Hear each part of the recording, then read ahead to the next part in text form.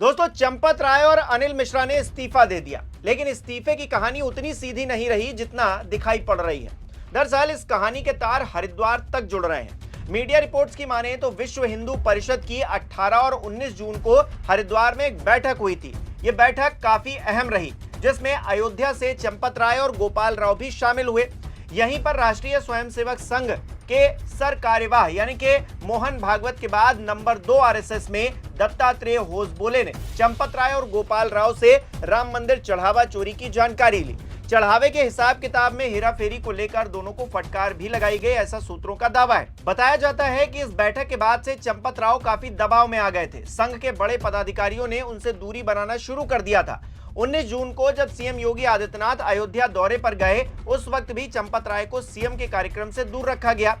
लगातार किरकिरी और बढ़ते दबाव को देखकर चंपत राय और अनिल मिश्रा ने आखिरकार अपना इस्तीफा ट्रस्ट के अध्यक्ष महंत नित्य गोपाल दास को सौंप दिया। हालांकि सवाल फिर भी कायम है कि इस्तीफा देने से क्या इनके गुनाह खत्म हो गए, क्योंकि अभी तक ट्रस्ट की तरफ से की गई एफआईआर के बाद 8 लोगों को ही गिरफ्तार किया गया, जबकि सबसे पहले जिम्मेदारी चंपत राय, अनिल मिश्रा जैसे बड़े पदों पर बैठे पदाधिकारियों की बनती है।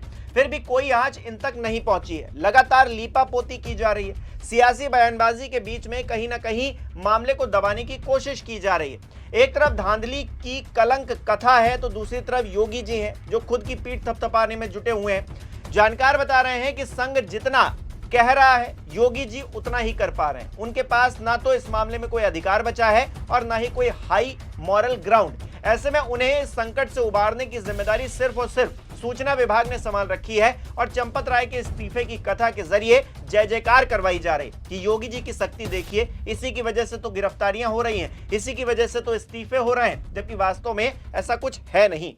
और मैं लोगों को कहना चाहता हूं, जो राम के नहीं हुए वो आपके क्या होंगे? जिन्होंने भगवान राम को लूट लिया वो आपके क्या होंगे? कुछ अंधभक्तों को लगता था कि ये लोग बड़े ईमानदार हैं। कुछ अंधभक्तों को इनकी ईमानदारी पे बड़ा भरोसा था। वो अंधभक्त जान लें, जिन्होंने राम को नहीं छोड़ा वो राष्ट्र को क्या छोड़ेंगे। तो मैं पूरे देश से अपील करना चाहता हूं, सब लोगों को ये धर्म युद्ध है। सब लोगों को उठना पड़ेगा, सब लोगों को खड़ा होना पड़ेगा और सब लोगों को ये धर्म युद्ध की लड़ाई लड़नी पड़ेगी। आज मैं तो कसम खा के आया हूं भगवान राम के मंदिर में कि जब तक इन राक्षसों को फांसी पे नहीं चढ़वा दूंगा, मैं चैन की सांस नहीं लूंगा। जैसा कि आपको पता है दोस्तों, 7 जून को राम मंदिर में चढ़ावा चोरी का मामला सामने आया था। इसके 18 दिन बाद ट्रस्ट के 8 लोगों पर एफआईआर हुई, जिसमें ट्रस्ट के बड़े चेहरों के नाम शामिल नहीं थे। इसको लेकर सोशल मीडिया पर किरकिरी होने लगी। विपक्षी पार्टियों के लोग बयानबाजी करने लगे कि बड़े लोगों को बचाया जा रहा है। हमने भी कहा कि बड़े लोगों को बचाया जा रहा है और दिख भी रहा है ऐसा होता हुआ। ऐसे में मीडिया रिपोर्ट्स की माने तो चंपत राय के पास आरएसएस और वीएचपी के नेताओं के फोन गुरुवार को पूरी रात आते रहे। कुछ नेताओं ने तो उन्हें इस्तीफा देकर मामला शांत करने की सलाह तक दे डाली। इसके बाद चंपत राय ने शुक्रवार सुबह उठकर पूजा पाठ की होगी। फिर मणि रामदास जी की छावनी पहुंचे। ट्रस्टी डॉक्टर अनिल मिश्रा को भी बुलाया गया। करीब 11 बजे दोनों ने ट्रस्ट के अध्यक्ष महंत नित्य गोपाल दास को अपना इस्तीफा सौंप दिया। ये कहानी मीडिया रिपोर्ट्स में बताई जा रही है। सवाल ये फिर भी है कि अब आगे क्या होगा। सूत्रों के हवाले से खबर यह आ रही है कि तिरुपति बालाजी की तर्ज पर राम मंदिर में सीईओ की नियुक्ति हो सकती है। और सीईओ कौन होगा दोस्तों?